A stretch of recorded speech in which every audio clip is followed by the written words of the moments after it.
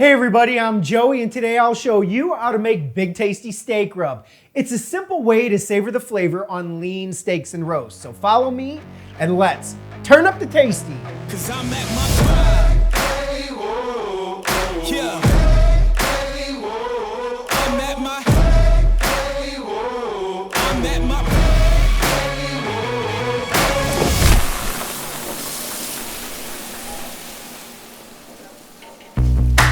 Today, I'll share our recipe for Big Tasty Steak Rub. But before I get started, let me ask you a question. Do you like filet mignon with robust flavor that is so tender you can literally cut it with a spoon? Or how about savory roast beef tenderloin, the kind that fills the home with amazing smells that remind you of the very best holidays? Or maybe you prefer to be outside, grilling or smoking meats like burnt ends, the kind that are so good your guests will tell you that you should open your own restaurant. Now, steaks like T-bones and ribeyes, they're very well marbled cuts that have a rich, beefy flavor and can stand alone with just salt and pepper. But lean steaks, like the filet mignon or sirloin, and a variety of beef roasts like top or bottom round, don't have nearly as much fat. And that's a problem, because fat is where beef gets much of its flavor. Simply put, the fat is where it's at. Now, these lean steaks and roasts really do need that big old punch of tasty, hence the name, Big Tasty Steak Rub. This is a shake we created for roast and steak, using nothing fake, and it's a piece of cake to make that will cause a double take. You can even turn it up with some red pepper flake. So be amazed and praised by all your guests that realize what's best. No jest, put it to the test. And as you might have guessed, it's now recipe time, so I'll stop with the rhyme. As I mentioned, this is a really simple rub to make. We're using today 1 tablespoon of paprika, 1 tablespoon of onion powder, 1 tablespoon of garlic powder, 1.5 tablespoons of kosher salt, 1/2 tablespoon of sage right here, ground sage to be clear, 1/2 tablespoon of ground black pepper, and 1/2 tablespoon of beef bouillon. So what we're gonna do now is just mix it all up in this bowl. You can use this as is or add flavors to it that you like. For example, go ahead and sub that black pepper for red pepper flakes to really turn up the heat. If you're making a large roast, go ahead and sub out fresh minced garlic for the garlic powder. You can also add some fresh herbs, which will really turn up the taste. If you've used our Big Tasty Steak Rub at home, we would love to hear from you in the comments below. Did you love it or just love it?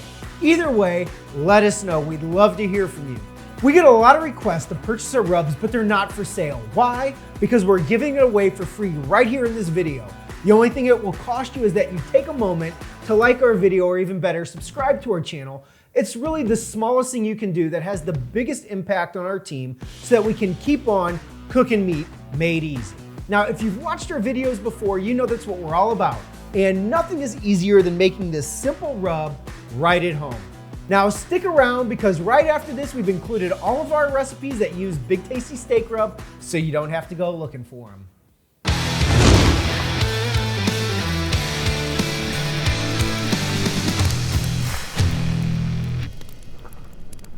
The filet mignon is often known as the king of steaks. And what do kings do? They battle for supremacy. And while there is no actual gold at stake here today, we'll throw down the gauntlet cooking 3-way filet mignon. This is a thick cut, so we'll need both direct and indirect heat, but we're bringing that heat a few different ways. First, we'll use the traditional method to grill over high heat and then finish with indirect heat. For the second method, we're using the sous vide machine with the steak in a vacuum sealed bag underwater, then quickly seared. And the third method, we'll use the traditional reverse sear, using indirect heat from the oven and then searing over high heat. These 3 kings are gonna battle for supremacy, and I alone will decide their fate. Why? Because I'm king of this kitchen. You didn't think this was a democracy, did you? We recently purchased an entire 9-pound beef tenderloin and broke it down into fillets. We've included the link for that video in the description below. Food safety is no accident, ladies and gentlemen. If you buy a fillet in the store, you're gonna pay over $20 a pound. but if you buy it and break it down yourself, you'll pay closer to $12 a pound. We've trimmed these into 8-ounce fillets. Now the first thing we're gonna do, all these are gonna touch olive oil at some point, but for this steak going on the grill right here, we'll apply that first. Now we wanna season them all the same way so the armies are evenly matched. We're using our Big Tasty Steak Rub to season all three. It's a rub we created and the recipe can be found in the description below and on our website. Also, you'll notice that these are all tied to help them cook evenly. However, the butcher's twine used for the grill should be soaked in water first to prevent it from burning. This one right here will be placed over a screaming hot fire and cooked for about 2 minutes per side and then moved to the indirect heat to finish to temperature, which will take about 10 minutes. Next, we're going to get this one in a bag, vacuum seal it and cook it under water using our sous vide machine for 2 hours at 131 degrees Fahrenheit. After 2 hours, we'll sear it in a cast iron skillet for 30 seconds aside. Finally, we're gonna place this one on a rack and get it in the oven at about 265 degrees until it reaches that internal temperature of 130 degrees. Then we're gonna sear it for 30 seconds aside. This is gonna be a bit of a balancing act to get them to finish all at the same time, but some good planning and a little video magic will help get the trick done. Now there's advantages for each method. Cooking over direct heat is the fastest way to get the food from this cutting board right into my belly. The next, using the traditional reverse sear, allows for more even cooking throughout, but takes a little bit longer than direct heat. And finally, the sous vide method is a true set it and forget it method. We're gonna try to cook all of these to an internal temperature of 130 degrees. So follow me and let's get started. To see who reigns supreme. Anyway.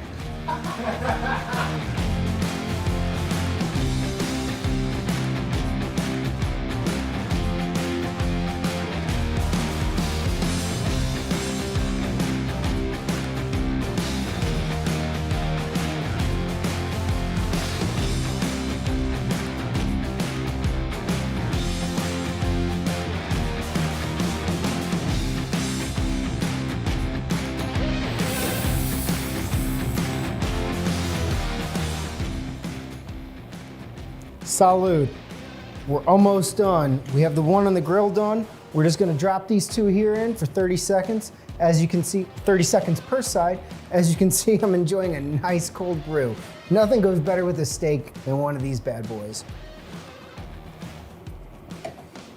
We're waiting for this butter and olive oil mixture to get nice and hot. We're gonna get this pan screaming hot before we drop these in.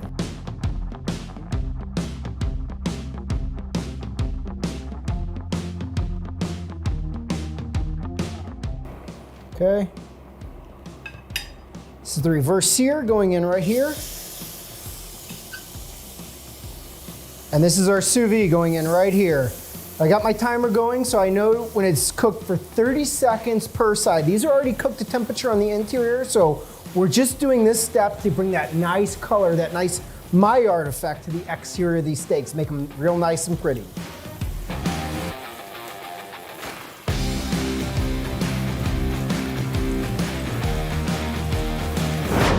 Okay, so all of these steaks are done cooking. We got them done at really close to about the same time. We tried to hit an internal temperature of 130 degrees. And before I cut them open, I just want to bring your attention to just the coloration difference. Here's the one that we cooked over fire. And as you can see, that has a real nice mahogany color all around it. This too, this is our reverse sear. This has a real rich, nice brown color on the exterior of it. And this over here is our sous vide filet. And this doesn't have as good of a color. As you can see, some of the plastic from the vacuum seal really got imprinted into that steak, so it doesn't look as pretty. I did sear both of these over a high heat for 30 seconds, and this one just did not caramelize as nicely as our reverse sear did. So let's cut them open and see what they look like on the inside. First, we're gonna start with this one, which was, again, cooked over direct heat first. Let's take a look.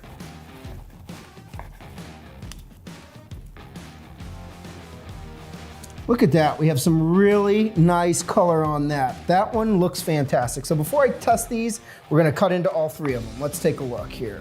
Here we go, this is our traditional reverse sear in the oven and then over the hot skillet. Again, another great steak. Look at that color. That looks absolutely phenomenal. That's just what you want. And that color on both of these looks fantastic. Now this one doesn't look as good on the outside as I mentioned, but let's see how it looks on the inside. Oh, it's super soft and tender. I can tell you that already. All right. And again, not as pretty on the outside, but that feels just so soft. So let's dig in. I'll start over here with the one over fire. And we'll try to do small bites so I can actually talk after eating this. Let's go. It's a damn good steak. It's really good. You can taste a lot of the flavor, both from the rub and from the fire. It has some good, deep, smoky notes. Now, here's our traditional reverse sear. Let's check it out. Again, this one has a great crust. I was really surprised by the great crust that this one has.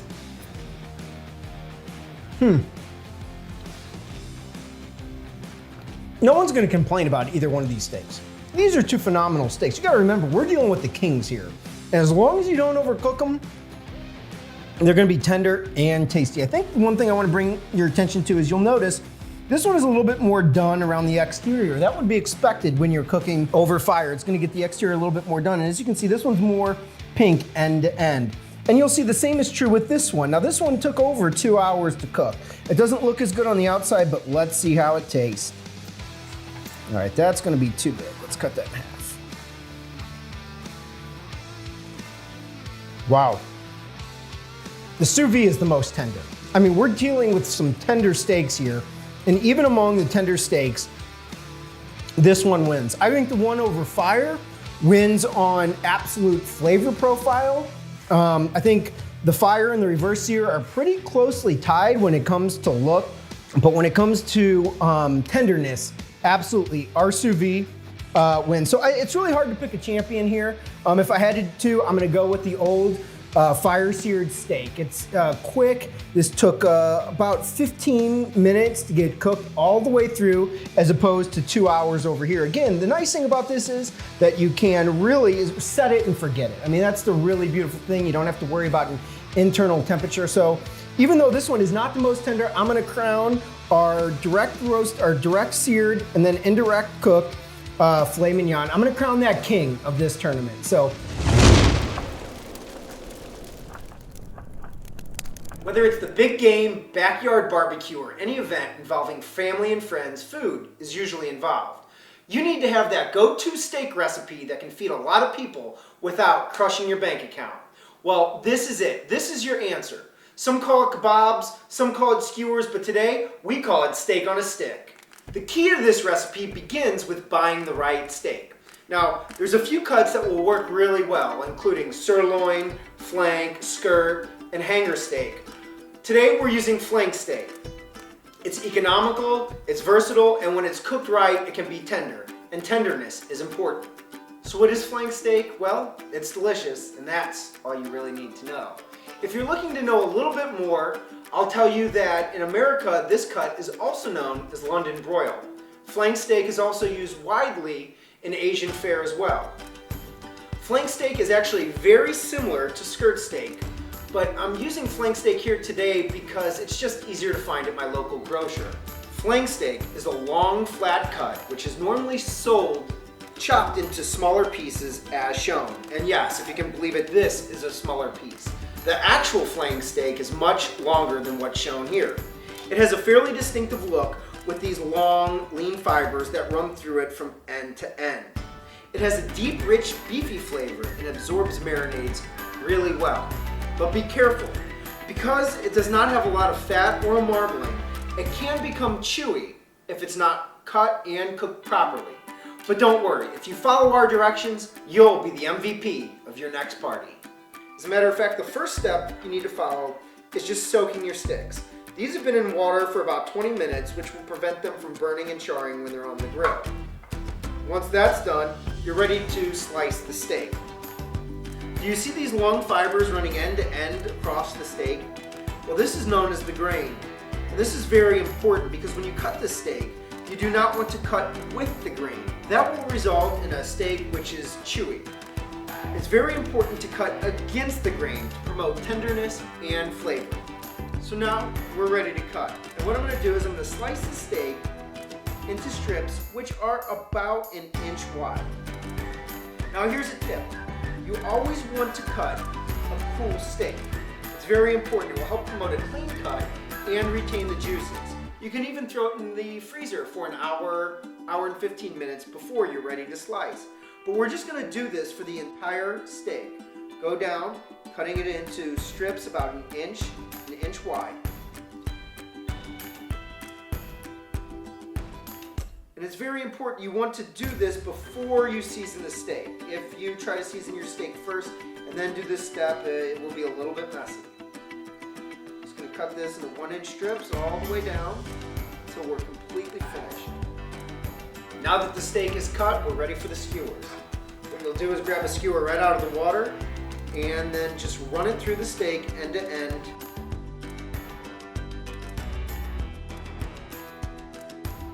Now that we're done cutting the steak and putting it on the sticks, now we're ready to season. As I mentioned earlier, do this after the steak is cut, otherwise it gets a little messy.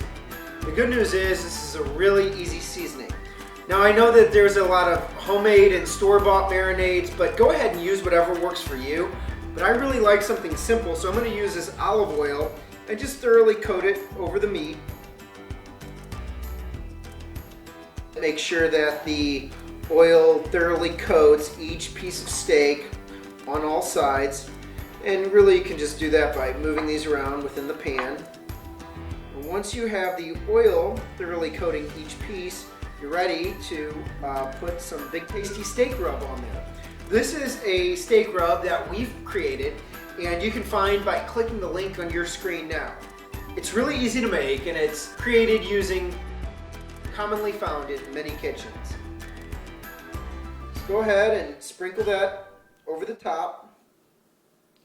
And just like we did with the olive oil, make sure to move these around so that we're coating each piece of steak thoroughly.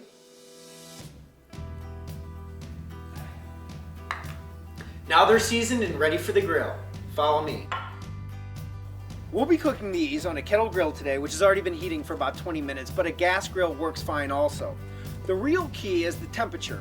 You want to have a very hot fire to promote a great sear. Because this is a lean cut and it's cut thin, it will cook quickly. So you really want to pull them off at an ideal temperature of 140 degrees or medium rare. If you overcook the steak, it will become chewy. A medium rare temperature will promote tenderness and flavor. Let's get cooking.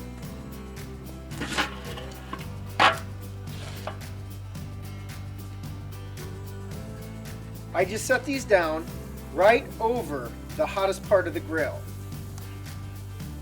There's no magic formula on the time it takes, as temperatures may vary, but I typically let these cook for a minute or two per side and rotate them over the highest parts of the heat.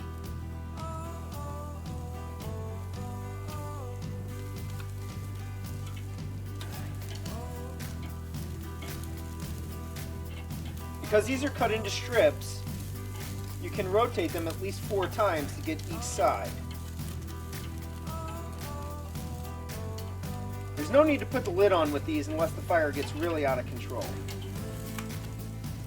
Because they cook so quickly, you could have them completed from beginning to end in under about 10 minutes time.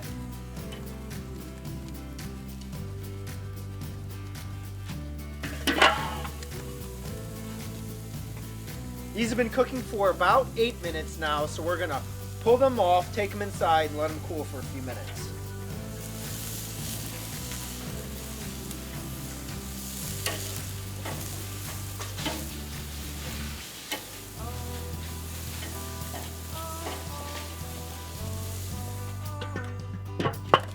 Now let's take these inside and let them cool.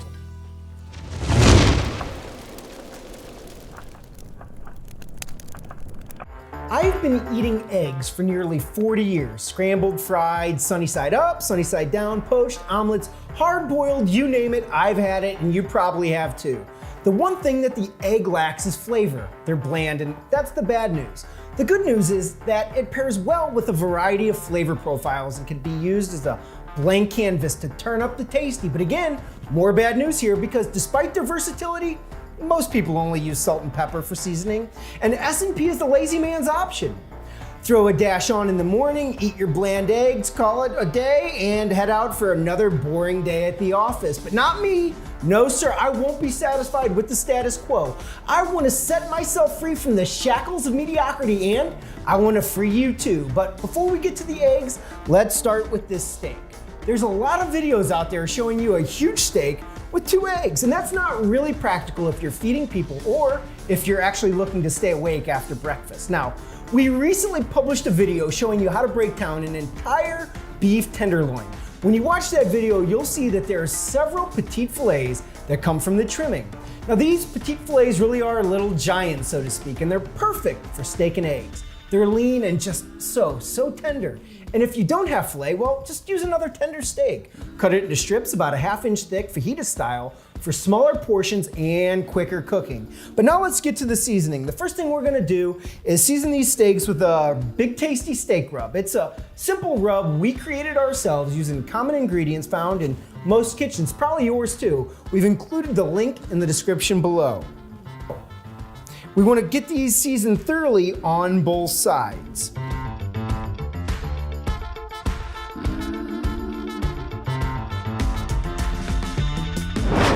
Okay, so I added 1 tablespoon of olive oil, 1 tablespoon of butter. I've let that melt, and as you can see at home, it's nice and hot. We got some steam coming right off the pan. That tells me it's time to go ahead and drop these steaks in the pan. They won't take long to cook at all, maybe about 2 minutes per side. And just like with any filet mignon, we wanna make sure we don't overcook them. So let's go ahead and drop them in now. Oh, now you guys know, if you've watched these videos, that right there is the sound of tasty.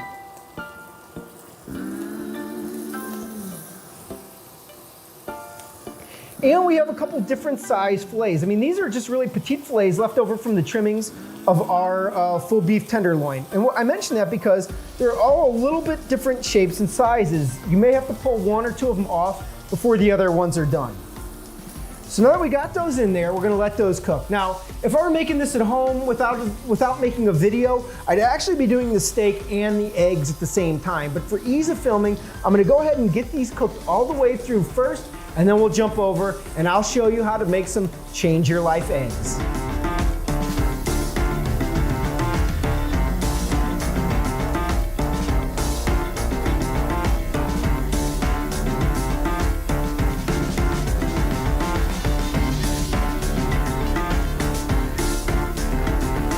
All right, we cooked these steaks here for a total of about 5 minutes, and we're just gonna let them cool, and we're gonna make the eggs, all right? Let's set those to the side. Now, here's the bottom line. With eggs, you're gonna need some fresh herbs to really bring up the flavor profile of those eggs. We recently published a video on how to make chimichurri sauce.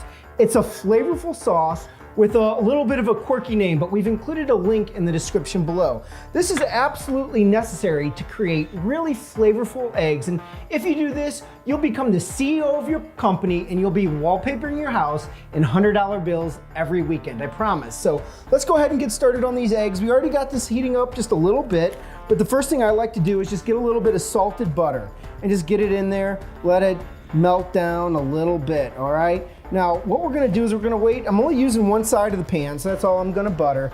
I'm gonna turn up the heat, get that nice and hot. All right, while that's heating, we're gonna take a little bit of this chimichurri sauce right here, and we're just gonna throw it down. Get that right on top of the butter, right like that. When we crack the eggs, we're gonna crack them on this side right on top of the chimichurri. It's gonna be absolutely fantastic. Now you can really make whatever kind of eggs you like to make. We're gonna go with sunny side up, but you can go sunny side down. Even scrambled omelets, this works well any way you're gonna make your eggs, all right? So here we have 2 eggs. I'm gonna take them now that we got this going nice and hot like. You can hear it bubbling. Actually, I'm gonna turn, it's a little bit too hot, so I'm gonna turn that down. Now to about a 7 out of 10. We're gonna go ahead and we're gonna get these cracked and right in there. Look at that, are you guys getting hungry yet? I mean, this is the breakfast of champions, as they say. Next, we're gonna go ahead and get this egg in here. All right, and we're just gonna go ahead and let those cook. And what I like to do is, you'll see, in order to promote even cooking, I just like to break them up where they're a little bit thick. Let them get nice and thin all the way around. All right, we're gonna let those cook for just about a minute. I'm gonna wash my hands and I'll be right back. Also, I'm not gonna avoid the salt and pepper here. I'm just adding the chimichurri in addition to it. So a little bit of salt and, excuse me, a little bit of pepper. Now you can see these are getting ready to get done. So here's what I like to do next for sunny side up. I'm gonna take them and I'm just gonna inject just a little bit of water here, like so, and then close it up and let that steam cook those eggs sunny side up. So good. All right, now we're done. Turn that off. Open it away from you so you don't get any of that popping oil. Get these here on a plate. Just like that. Look at that, perfect sunny side up. All that chimichurri, which has some awesome garlic, baked right in there. But we're not gonna stop there because remember, we have the steak, so follow me. All right guys, so we're almost done. The eggs are right here. They look absolutely fantastic. And now I know some of you like to see how this steak is done. So let's cut into it and check the final temperature. Look at that, an incredible medium rare. That looks absolutely fantastic, but we're not gonna stop there. See, we have this chimichurri. What we're gonna do is we're just gonna get a little bit on top of our steak here. Oh, look at that. You know what the heck, we're gonna go with a little bit more on top of our eggs, just for fun. Look at that, so good. Now, let's see how it tastes. We're gonna do a little bit of the steak right here. That's a huge bite. Go a little bit smaller so you don't have to watch me talk with my mouth full the entire time. And look at these eggs. Oh man, I can't wait. The garlic inside this chimichurri tastes absolutely phenomenal. Get them together just like that.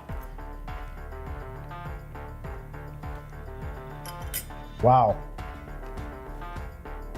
All that flavor from the chimichurri into the eggs and the steak is absolutely tremendous. Like I said, when you make this, you're gonna go from minimum wage to top wage in no time.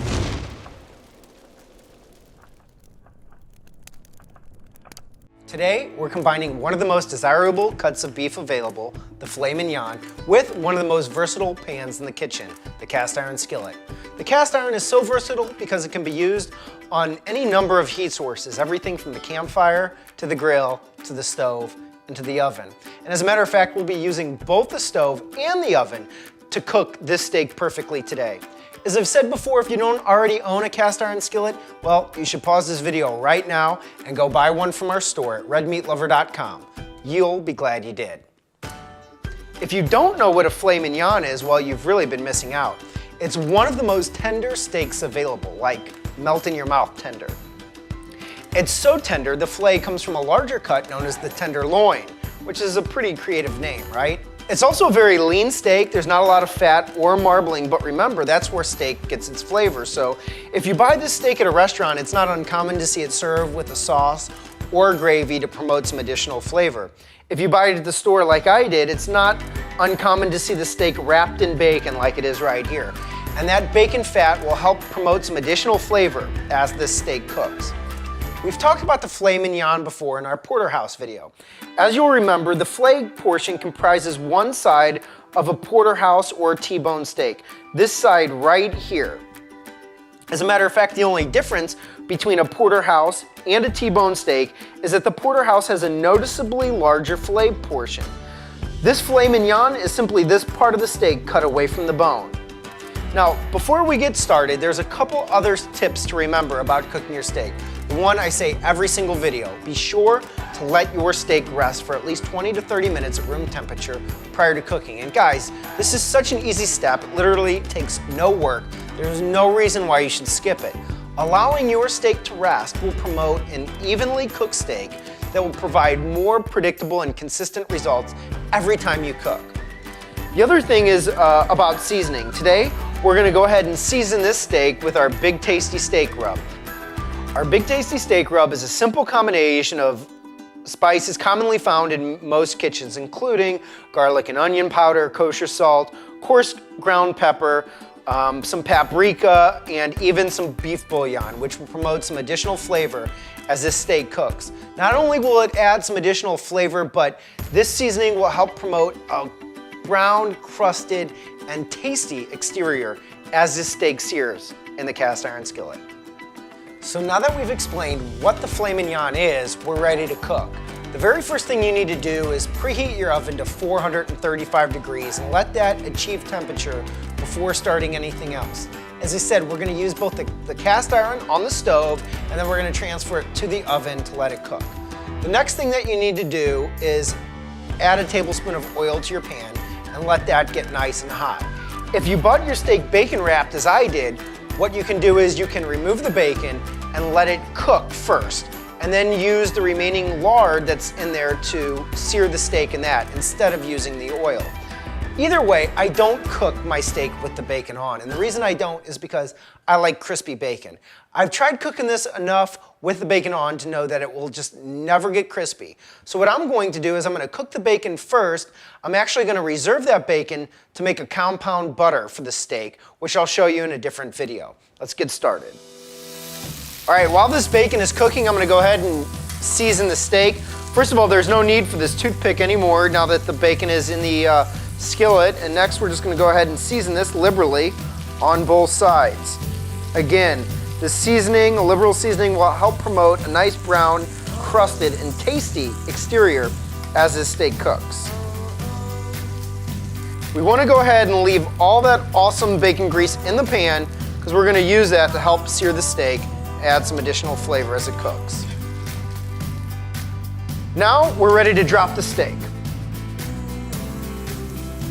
And I follow very strict timing guidelines for searing the steak. I'm gonna cook it for 3 minutes on one side, and then I'm gonna flip it and cook it for 1 minute on the other side. Can you hear that at home? Can you hear that steak sear? If delicious could make a sound, that would be it.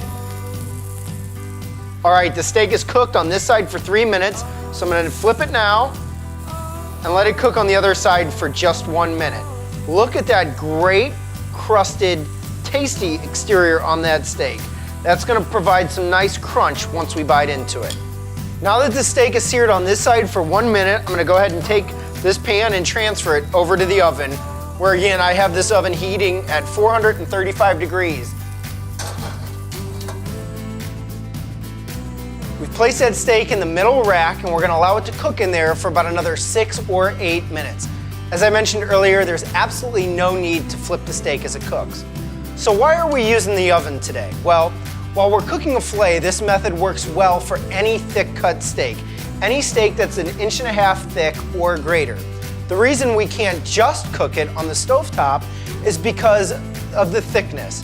If we only cooked it there, what would happen is it would take A, a very long time, and B, the exterior would become actually burnt. And once it burns, it will provide a really bitter flavor. And trust me, I know I've messed a few up in my time. So what we're gonna do for really thick steaks is, again, put them on the stovetop, move them to the oven. This method works really well with fillets like we're cooking today, porterhouse, T-bones, and ribeyes, just to name a few. All right, so we're gonna pull this steak out. This steak's been in the oven for about 10 minutes. If you're comfortable with the feel method, you can try using that, or you can never go wrong with an instant read thermometer. I suggest pulling the steak out of here at about 140 degrees. And once you remove the steak, you'll let it cool for about 5 to 10 minutes, or let it rest. During that resting period, the temperature of the steak will actually rise an additional 5 to 10 degrees. Before I put the steak in the oven, I thought it might take 6 to 8 minutes, but you need to know at home that not all ovens cook at the same temperature, even if they say the same degree on the outside. So this steak took a little bit longer than what I anticipated, but we'll be back in about 5 minutes and we'll cut it open and see how it looks. Okay, so this steak is now cooled for 5 minutes. Let's cut it open and see what it looks like. Look at that right there. It's a perfectly cooked medium to medium rare color.